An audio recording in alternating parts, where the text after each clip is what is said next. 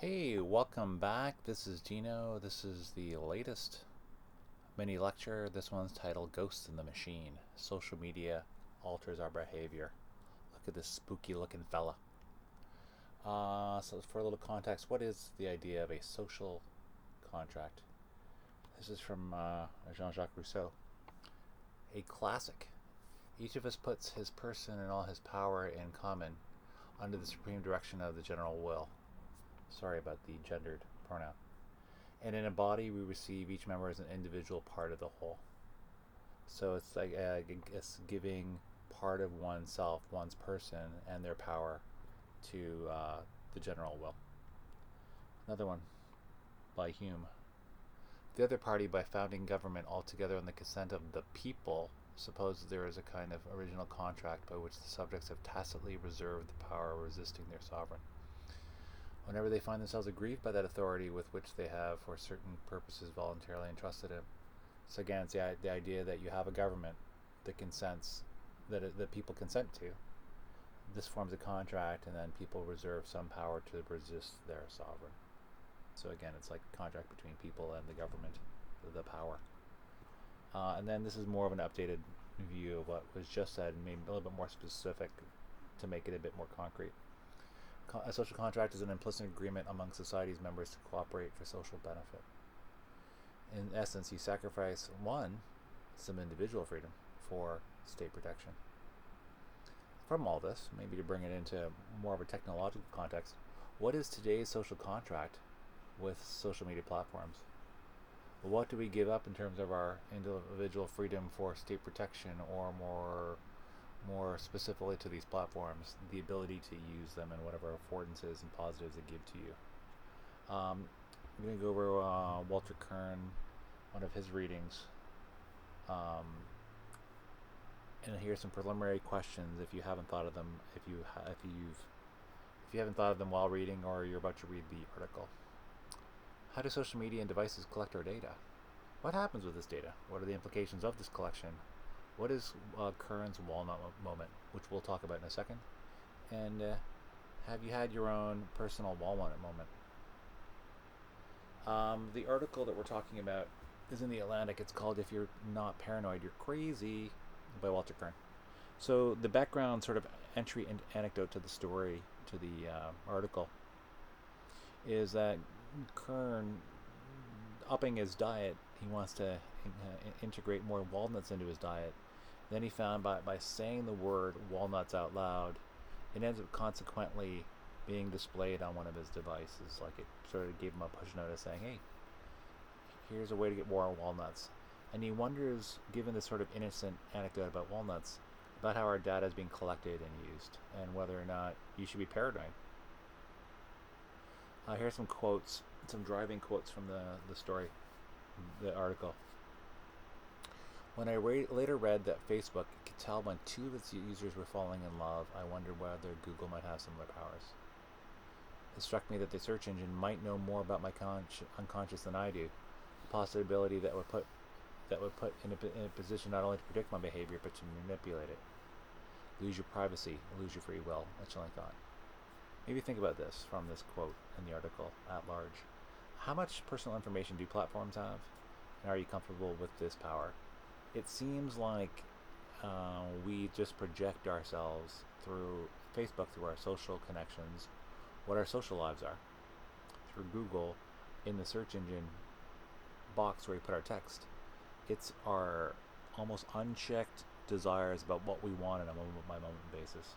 And this gives them a lot of personal information about ourselves. And in some ways, you might be uncomfortable with that. Kern drives the car. Quote, time alone in my car, unobserved and unmolested, was sacred to me. An act of self-communion, and spoiling it for money felt heretical. I shared this opinion with a friend. I don't quite see the problem, he replied. Is there something you do in your car that you're not proud of?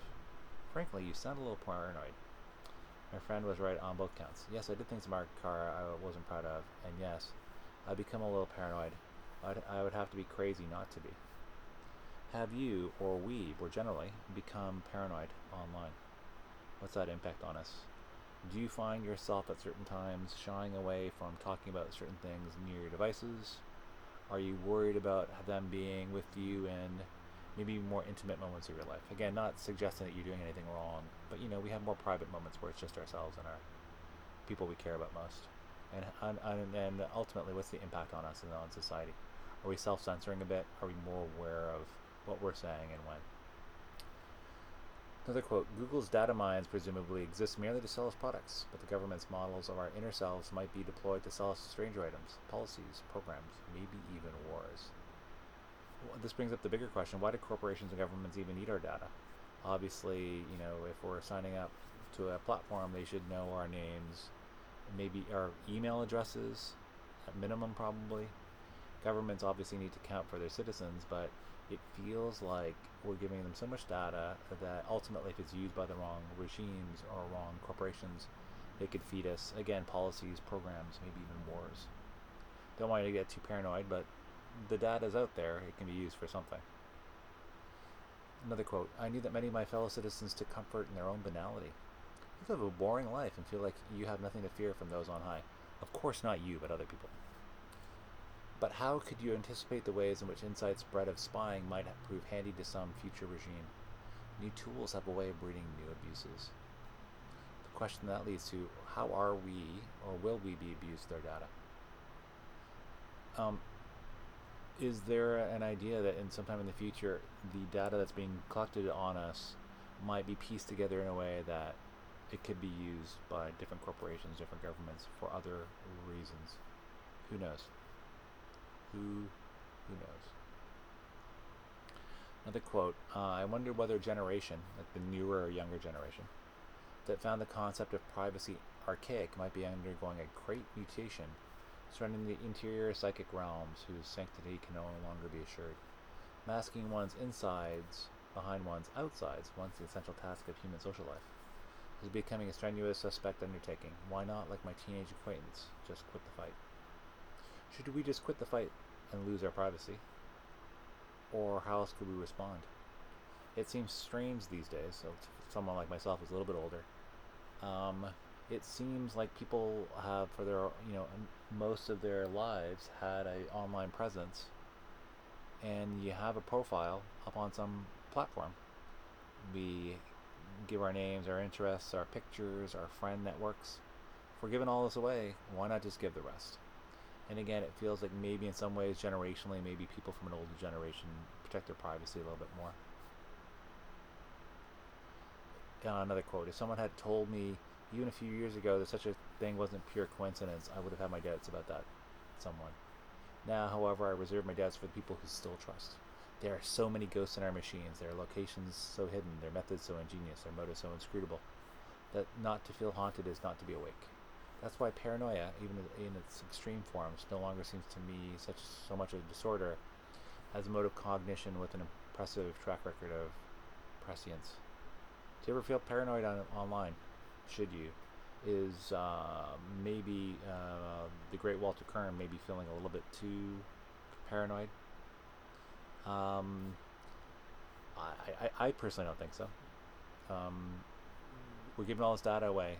It's being collected by some people, corporations, governments, etc. It's going to them. Might be going to third parties we don't even know about. Given all that data that's being shared, maybe we should be paranoid about how it's being used, where it will be used, when it will be used. That was Ghost in the Machine. Social media alters our behavior. Thanks for listening. I look forward to seeing you again soon. Have a great day.